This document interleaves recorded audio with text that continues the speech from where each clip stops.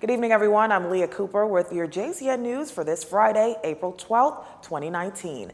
Bahamas Hotel Managerial Association President Obi Ferguson's headed into a meeting this afternoon with Tourism Minister Dionisio de Aguilar, optimistic that the two would reach an agreement on voluntary separation packages for 90 managers of the Grand Lucayan Resort.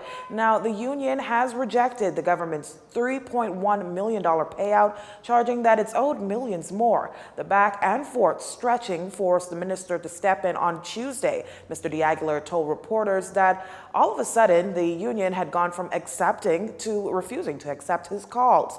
Mr. Ferguson said this was due to the minister not making good on a promise. More specifically, a modification of the matter which he received just this morning. I think from what I've seen, all indications that we're not far apart. But I want the record to show. And I don't respond to nonsense, you see? I'm not the kind of guy. If you tell me I must wait for a week, or whatever, I can wait. But because I wait, you don't tell me I think I'm better. Okay, could I do better when I try to look after the budget? That's my whole purpose. Now I got something, I can talk. I got it in my possession. So at 3:30, at that point, I would see. I hope that my 91 members who will be taking this package will get a good package. They will be able to go into their private business if they want to and do something else with it. Again, the meeting between the two sides is set for 3:30 p.m. Calls made to Mr. Ferguson were unsuccessful up to news time. A Bahamas Doctors Union executive board member has been terminated, reportedly without warning, and the union's now calling on both the Prime Minister and the Minister of Health to step in. With the story, we go to our BJ McDermott. Bahamas Doctors Union President Millicent Bassett claims a complaint was never filed against the board member, whom she didn't identify, and that the termination followed continuous harassment from a public hospitals authority supervisor since last May. The same doctor in May of 2018 was called into a supervisor's office at the Department of Health, Public Health, and he was accused of stealing. No evidence was given. It was just hearsay, but he was harassed and he was badgered. That incident passed. Later, the same physician was targeted by the same supervisor and had his annual confidential report shared with the medical council illegally. After he questioned this and through his lawyer sought redress, this termination letter was produced. The same physician reportedly has a Supreme Court case against the medical board.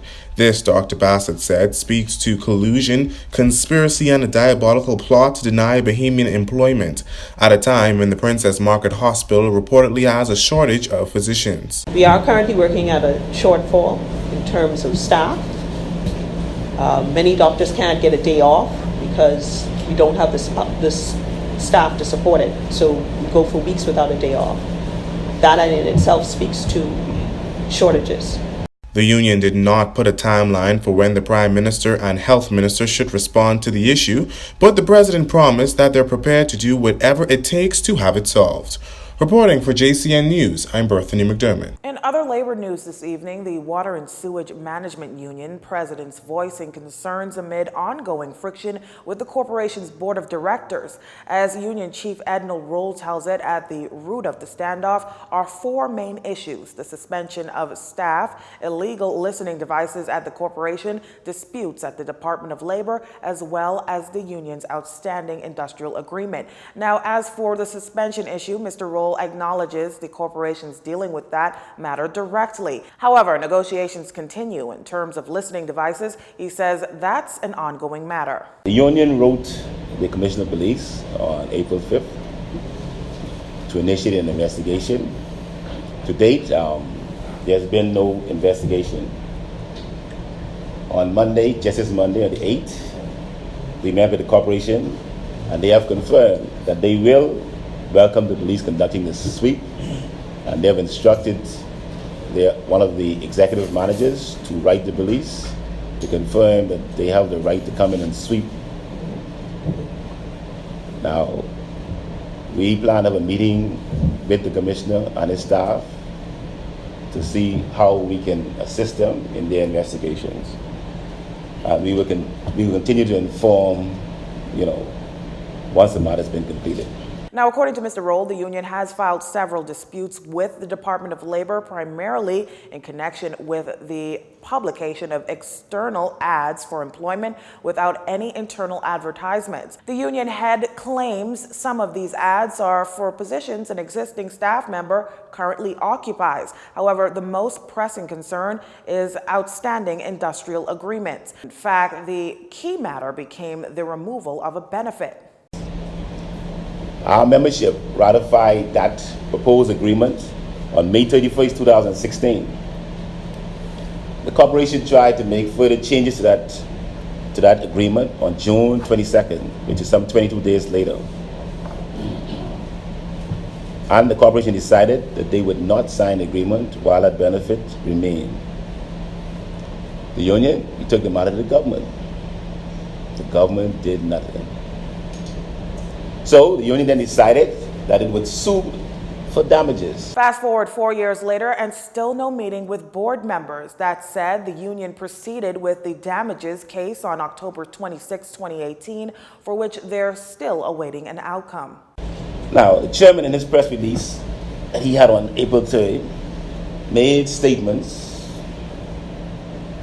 and if his statements are correct, then clearly we need to modify this benefit that we have. But if his statements are false or incorrect, then we expect him to sign the agreement. So I want to use the opportunity to go through the arguments that he presented at his press conference as to why he as chairman has not signed that industrial agreement. The first argument he said at his press conference that the benefit would allow union members to get contracts at water and sewage while still working at water and sewage, which, of course, he says will create a conflict of interest situation. The union's requesting that WSC Executive Chairman Adrian Gibson provide the union with information that agrees with his assertion on any of his points, and provide them to the public. Teachers at the Essie McPherson Junior High School withdrew their services this morning in response to accusations made by students on Monday. Some of the students made accusations that one of the teachers caused the death of a student named Robert, who died on Saturday at a nearby Dairy Queen of a seizure. Here's Vernon Rogers, the area vice president for the Bahamas Union of Teachers. Here at Essie McPherson, I was summoned here by the teachers. They had a concern that the school is out of order with children, pertaining to a young man's passing on Saturday. His name is Robert, and he was a former student here at Essie. What had transpired was some students made an accusation that one of the teachers was the cause of his demise by taking his medication or keeping his medication from him. We found out that was untrue. The students made it up. Also, they posted some stuff in social media before school started on Monday. So when the students saw that, they became very emotional and they wanted to attack the teacher. The teacher was in fear of her life. Mr. Rogers says that the accusations were found to be untrue. The teachers did not see Robert that Saturday. He was on his way to school for a Saturday class and stopped at Dairy Queen, where he had a seizure. The ambulance was contacted and he was pronounced dead on the scene.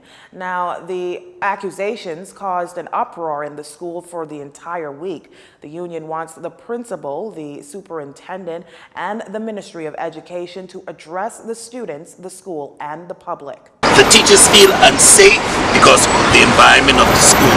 The kids are very extreme. They are out of order. They are physically and verbally harassing the teachers.